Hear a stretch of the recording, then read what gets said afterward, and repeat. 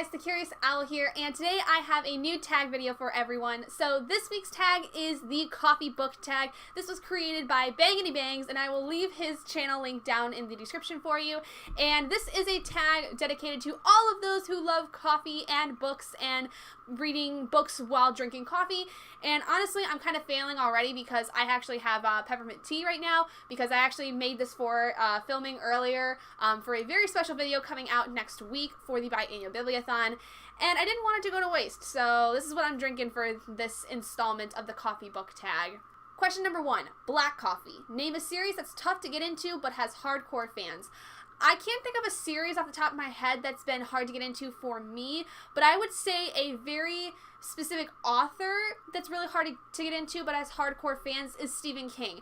I'm having a little trouble with Insomnia right now by Stephen King as I'm reading it for the Tome Topple readathon that is going on, and it is very difficult to get into any of his books if you haven't read his books in a while. Like the last book I read was Desperation, which I finished in early June, and since then, starting Insomnia, it's been hard to get into, and that's something I've noticed with getting into Stephen King books is that if I've left long enough of a period between books of his, it's hard to get into, but his fan base is absolutely rabid. Like, I've seen so many people hype up Stephen King so many times, and I just, their books are good, don't get me wrong, but they're so hard to get into because his writing is so dense and it's very heavy-handed, and so I find it a lot harder to sift through a lot of times, but once I get into one of his books, like at least a good 100 pages, usually I'm pretty good to go. Question number 2, Peppermint Mocha. Name a book that gets more popular during the winter or a festive time of year. I think the Harry Potter books especially are ones that get really, really hyped during the winter holidays because everyone loves the Christmas scenes in the movies and everyone loves the warm and cozy feeling that you get when reading the Harry Potter series in like the more winter times. I personally really liked reading it at that time, but to be completely honest, I could read Harry Potter in any season and I would thoroughly enjoy it, but I know that that is one particular series in a particular season that people tend to gravitate towards. Question number 3, hot chocolate. What is your favorite children's book? Wow, that's a really hard question because I don't remember reading a lot of children's books when I was younger. I think the closest thing that I can remember is The Secret Order of the Gum Street Girls by Elise Primavera because I specifically remember reading this book when I was like in the 5th grade and I really, really loved it. And then this copy specifically I received from my grandfather, I think when I was 11 or 12 that Christmas, because he knew that I loved it so much, and so he bought me a copy. It is still in perfect condition because I've not touched it, because after he gave me this book, when he passed away, I refused to open it because I didn't want to ruin this copy. But I don't know, maybe it's been long enough to where I would be fine reading it again, but this just holds a very special memory for me because this copy specifically was from my grandfather and I loved him very much, and he was so encouraging of all the reading that I did growing up. Question number 4, double shot of espresso. Name a book that kept you on the edge of your seat from start to finish. Most recently, that would have to be Renegades by Marissa Meyer. I will have a review for this out very, very shortly. I think even before this video goes out, honestly. And I just loved this book so much. It kept me seriously on the edge of my seat the entire time. The action scenes were so great. I loved every character that was involved with the story. I thought they all really fleshed out this story all in very specific ways. And I fell in love with it. It was such a great Marvel-esque story that I really, really enjoyed, and I highly recommend it for those of you who are into Marvel and like things like the the TV series Legends of Tomorrow or Agents of S.H.I.E.L.D., because this has heavy, heavy influence from that, I can see. Question number 5, Starbucks. Name a book you see everywhere. I think currently the one that I am seeing the most on BookTube is A Reaper at the Gates by Sabaa Tahir, the 3rd book in the Ember and the Ashes series, and for good reasons because the series by itself is really, really great. And Reaper at the Gates just came out like a few weeks ago, so everyone's been hyping it up and been saying that it's really, really great, and I'm very excited to be able to get to read it, hopefully in the future, because the first 2 books I absolutely loved with all of my heart, so much that I had to make sure that I got my own physical copies of them to read in the future, because I could not live without this series on my shelf, because I just love it so freaking much, and I cannot wait to be able to read A Reaper at the Gates and then hopefully read the final book in this series. Question number 6, that hipster coffee shop. Give a book by an indie author a shout out. I'm actually going to recommend an entire publishing company and then 2 books specifically that I've read recently from them that I've really enjoyed. The company is called Off Toes Publishing. They are an indie publisher from the UK, which is run by the booktuber Benjamin Off Tomes.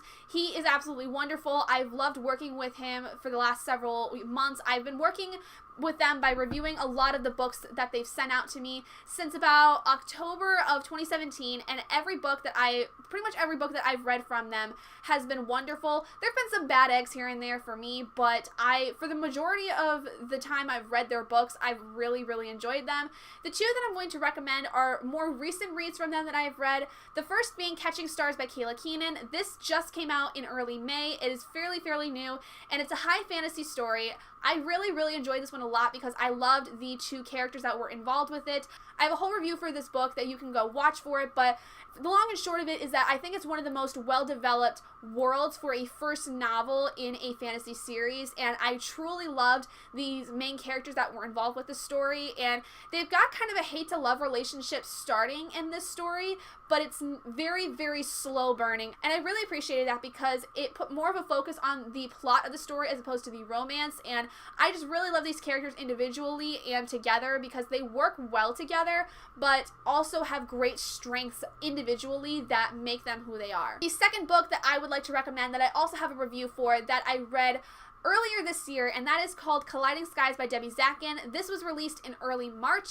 and this is a science fiction story where it takes place in present time, but there is an alien, not exactly invasion going on, but aliens have come to Earth and are trying to essentially make our lives better, or so it seems. And the main character, named Sky, has been fantasizing about working with the stars and going up into the stars her entire life, and when an alien who is kind of higher up starts to take some notice in her, she starts to kind of feel like there's more than meets the eye with what these aliens are here for, and she quickly finds out that there's more than meets the eye with what this specific alien wants from her. So it's a really good story. I did enjoy the romance a lot. I think it was a little insta-lovey here and there, but I just overall really enjoyed it. I think that it was really cute and fun, and I really cannot wait to see what happens in the second book that Debbie is working on. Question number 7, Decaf. Name a book you were expecting more from. One that I really recently have been expecting more from was The Fifth Wave by Ricky Yancey. I just had such high expectations for this book, and it fell so far flat. The biggest reason was the romantic interest involved with the story. It was very, very insta-lovey, and it made no sense.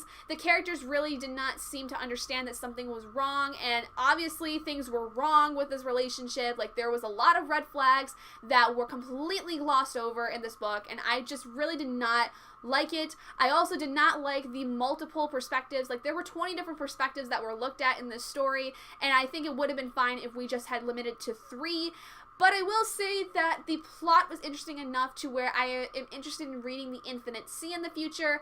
But really, I had expected a lot more out of The Fifth Wave than what I had gotten, and I was very, very disappointed with it. And finally, the final question, the perfect blend. Name a book or series that was both bitter and sweet, but ultimately satisfying.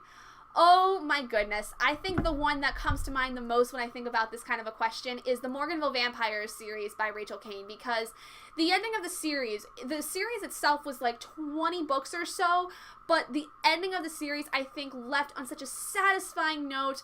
It really just made my heart really happy. But I was a little bitter about it because I wanted more books in the series, but ultimately I was really satisfied because it all ended up really, really good. Everything just made sense with the way that it ended. The last book was really, really great in terms of it finishing off the plot of the entire world. This book made me so happy on the inside because all my precious babies were happy, and It was great, but I was really sad that the series was finally over. So there you guys go. Those are all of the books for the coffee, well, peppermint tea book tag, basically. But thank you guys so much for joining me in this video. I will, like I said, leave Bangity Bang's channel link down in the description. That's really hard to try to work off of Bangity Bangs.